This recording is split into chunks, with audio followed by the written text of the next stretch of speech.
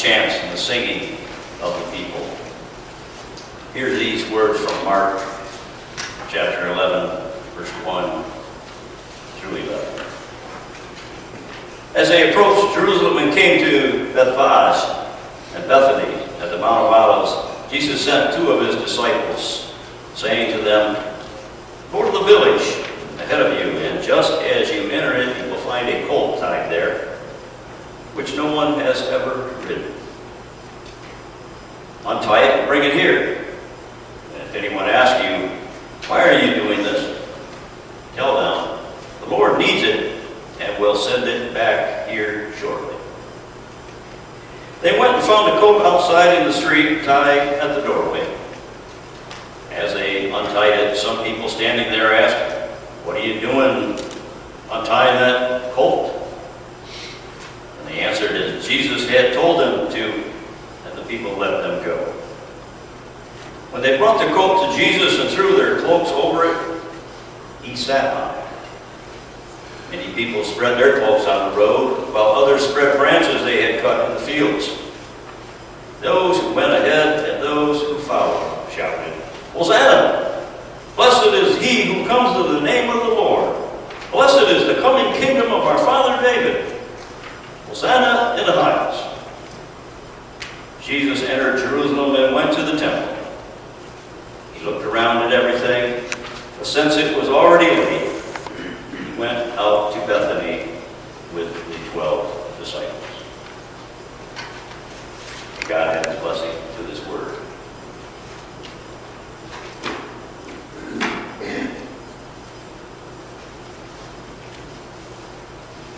Today's sermon title is called 8 Days Until Eternity. You're wondering, well, what do you mean 8 days of eternity? Are we all going to pass away? Well, we don't know that. We could. It is possible. Just like Michigan State might win the NCAA. It's all possible. Let me start with a little story about a little girl who came home from worship one Palm Sunday, and her father asked her what she had learned that day. She told him she learned all about the crowd waving their palm branches and singing a song to Jesus. The father was very pleased that she had learned so much, and he asked him, what was the song they were saying to Jesus? And the little girl paused a moment. She said, "Well, I think it was O Susanna." Palm Sunday is a celebration of that momentous day when the crowds of people welcomed Jesus into Jerusalem. And the crowd sang, "O Susanna." Well, not exactly that. They sang, "Hosanna! Blessed is he who comes in the name of the Lord."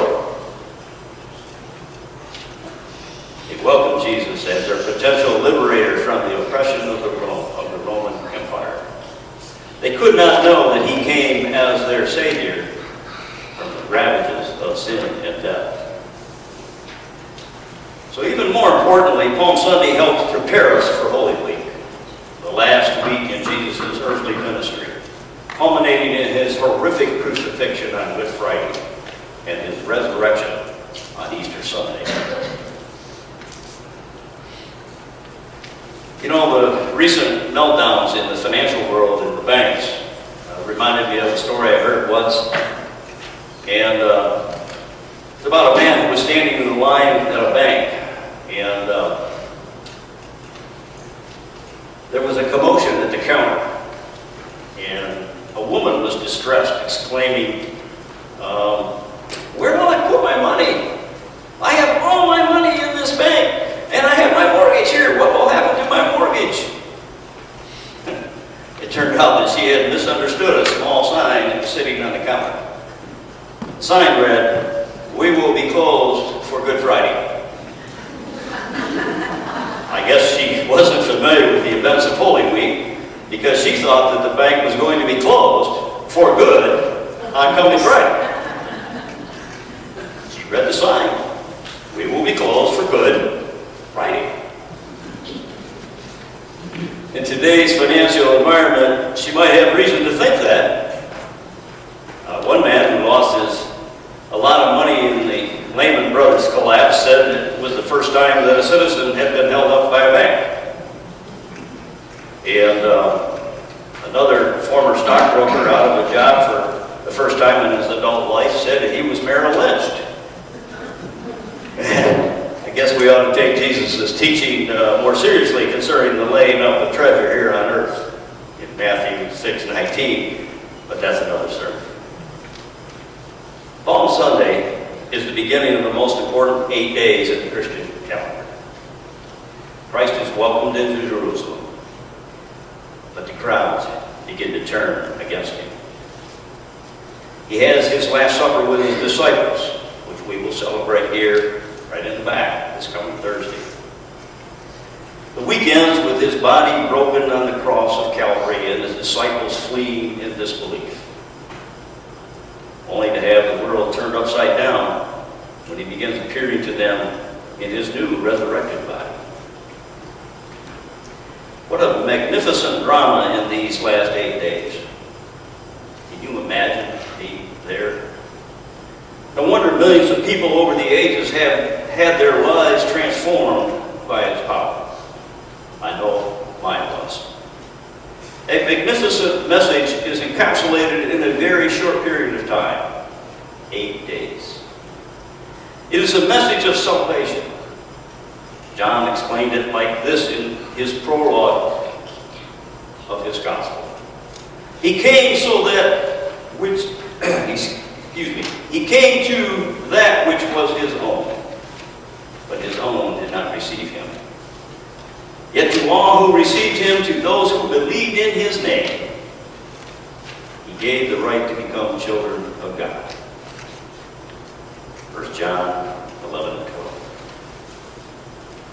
8 days to eternity. What does all this mean?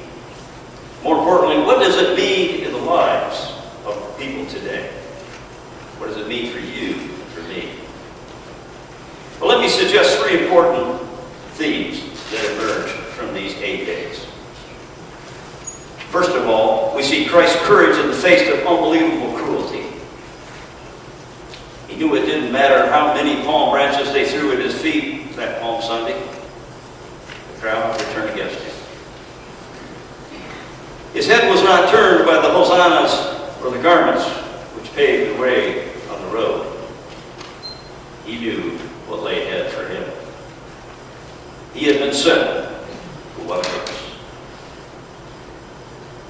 In March of 1994, a young man armed with a handgun and a bomb walked into a Salt Lake City public library and took everyone hostage. The young man, Clifford Lynn Draper, seemed at the time to be mentally unbalanced. He gathered up the people on the second floor of the library and forced them into a conference room. Among his hostages was a man who had chosen to be there that day.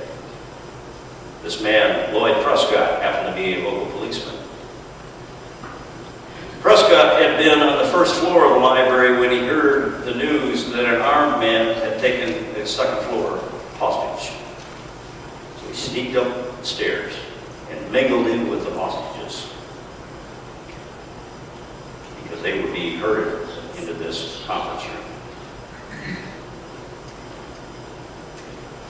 The young captor was angry, violent, and unstable, but he eventually made the mistake that Lloyd Prescott was waiting for. Prescott caught Draper by surprise and shot him, saving the lives of all the hostages. In that same way, our faith teaches us humanity was held hostage by sin and death.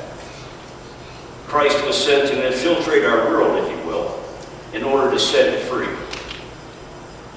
He was sent to break the yoke of sin that had kept us from being what God created us to be. He knew it would not be easy. He was painfully familiar with the messianic prophecy of Isaiah that says, "The sovereign Lord has opened my ears, and I have not been rebellious. I have not drawn back. I offered my back to those who beat me, my cheeks to those who pulled out my beard. I did not hide my face from mocking and spitting, because the sovereign Lord helps me. I will not be disgraced." Therefore have I set my face like flint, and I know I will not be put to shame. End of quote. Christ knew salvation could not come without suffering. Not come without suffering. Nothing worthwhile ever does. And this was the most important endeavor ever undertaken by a human being. In the Garden of Gethsemane, he prayed, "My Father, if it is possible, may this cup be taken from me. Yet not my will, but yours be done." There are many Christians who are uncomfortable focusing on the cross. Yet it is the very heart of our faith. Henry Nouwen, tells a disturbing story about a family he knew in Paraguay. Her father, a doctor, was active in protest against the military there. He spoke out repeatedly against its human rights abuses. Local police took their revenge by arresting his teenage son and torturing him until he was dead. Horrible crime. The townfolk wanted to turn the funeral into a huge protest march. But the doctor chose another means of protest. Listen to what he did. The father displayed his son's body in the local church. However, he was not dressed in a fine suit. And the funeral director applied no makeup. The father displayed his son as he had been found in the jail. The son was naked, his body marked with scars from the electric shocks and the cigarette burns and the beatings. And he did not lie in a coffin, but on a blood-soaked mattress from the jail. It was the strongest protest imaginable, where put injustice on grotesque display. See Christ hanging on a cross? He hangs there naked. In reverence of Christ, paintings show him with loincloth. But in those days, that was not the practice of crucifixion. The condemned man hung there naked. The execution was always carried out publicly, which enhanced the humiliation for those being punished. In those barbaric times, crucifixion was regarded as the worst form of execution, reserved for the worst of criminals. It was utterly cruel and demeaning. So terrible was it that it was used only for the lowest classes of society and for the most heinous crimes such as treachery or treason. Roman crucifixion generally followed flogging, which could itself kill. Generally, the victim carried the cross beam to the place of execution, just as Jesus did. There, the person was either nailed or lashed to the cross beam. Nailing, you see, was not universal. They could be lashed to the cross by their hands and feet, which extended the period of their slow death, partly caused by thirst, dehydration, and hunger. Jesus, of course, was nailed to the cross, both his hands and his feet. Remember, afterwards, he showed both of them to the disciple Thomas. It was certainly not death that Christ dreaded as he knelt in the garden and prayed that the cup might pass from him, but rather the pain and suffering. Those of you who have had a loved one, a loss of a loved one, those of you who have had a loved one who has suffered mightily know that death can come as a sweet relief in some ways. Christ, who had emptied himself completely and became as we are, chose to experience the full depth of human suffering, that he might deliver us from death and despair. We see, first of all, Christ's courage as he faced incredible cruelty and suffering. I just can't imagine being chained to a pillar and then just being whipped. But there's a second theme in this magnificent drama. It is God's love poured out in the death of his Son. We hear John 3:16, God so loved the world that he gave his only Son. So on. Pliny the Elder was a Roman writer who lived during the same time period as Jesus. He told a story of the erection of a giant obelisk. An obelisk is a tall, narrow, four-sided, tapering monument which ends in a pyramidal top. Imagine a Washington Monument, if you will. That's an obelisk. Ancient obelisks were made of a single piece of stone. This particular obelisk would stand 99 feet tall. 20,000 workers were chosen to pull on the ropes and activate the hoisting apparatus needed to bring this obelisk in an upright position. 20,000 workers. There was a great responsibility and a risk in this operation. Just one error could cause the obelisk to fall, ruining years of work. So here's what the king did. He demanded one act, which ensured the complete attention and best direction of the engineer in charge of this operation.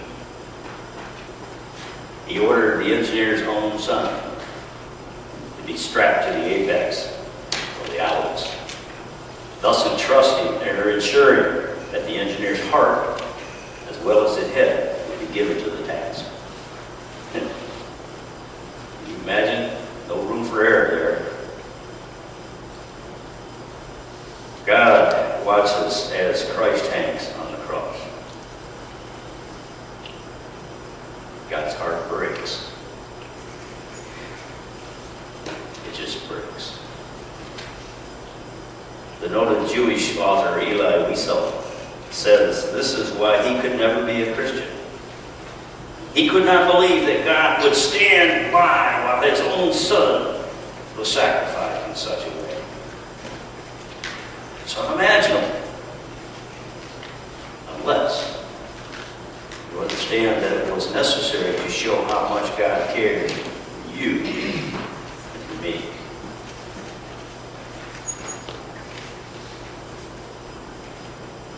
A father named Tim Miller writes about a time when he experienced what God surely experienced that day on Calvary.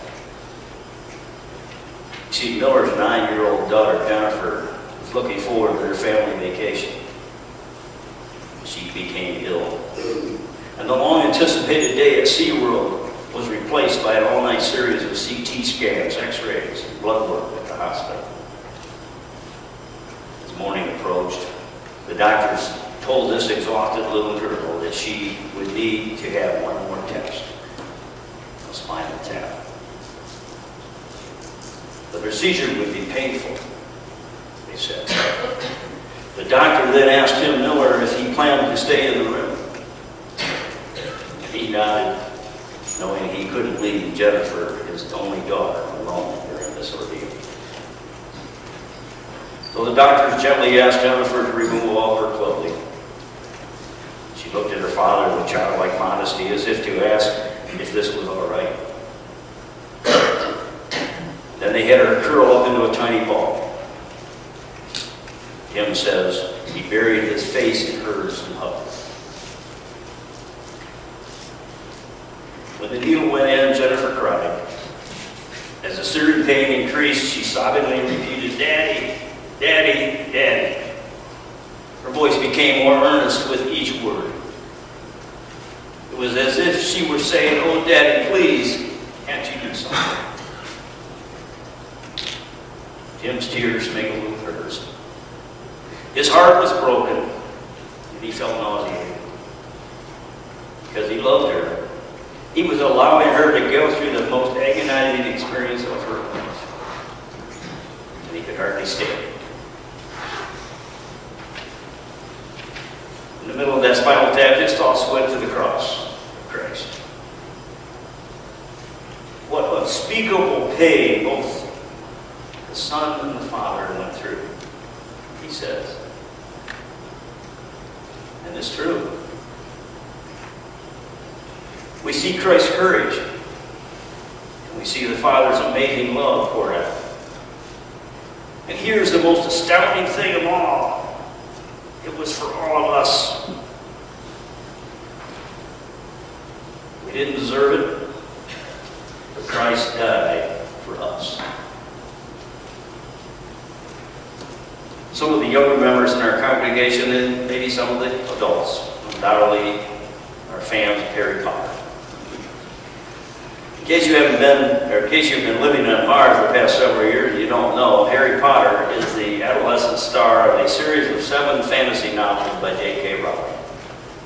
5 of these books have been made into movies. Miss Rowling is, by now, a very, very rich lady. There is, of course, a villain in this series of adventures, an evil wizard named Lord Voldemort. At the end of the first book, Harry Potter learns that Voldemort murdered both his parents when Harry was only a baby. He first murdered Harry's father and then tried to murder Harry. Be sure that Harry, as his father's heir, would not be a threat to Voldemort as he grew to maturity. But of course, he did not succeed in murdering Harry. When he tried to do this, Harry's mother throws herself in the way, taking the blow and dying in Harry's place. When Voldemort then tries to kill Harry, he cannot. In fact, the curse that he hurls at Harry rebounds into Voldemort and drains him of his powers. All he can do is to leave the lightning bolt scar across Harry's forehead.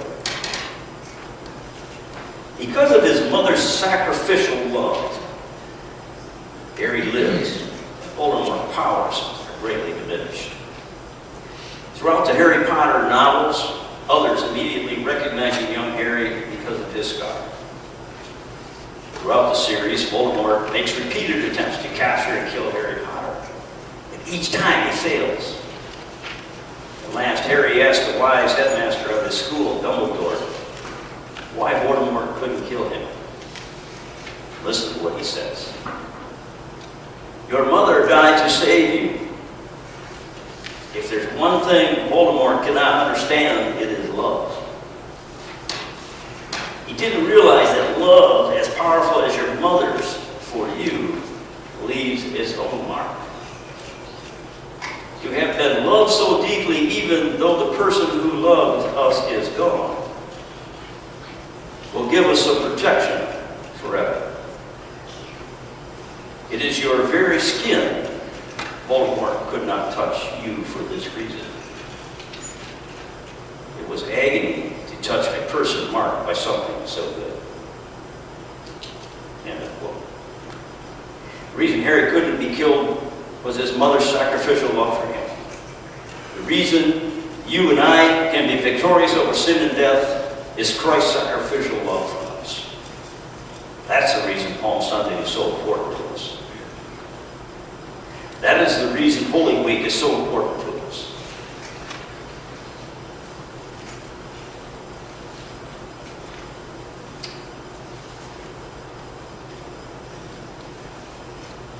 It is not a scar on the forehead, but the cross on our altar that tells us that someone died on our behalf. We are the recipients of his everlasting love. The cross of Christ speaks of amazing love, sacrifice, and hope in the presence of evil. 8 days to eternity, Christ's courage sustains him in the face of barbaric cruelty. God's heart breaks, but his love comes shining through. And it was all for you and for me. We have been bought with a price.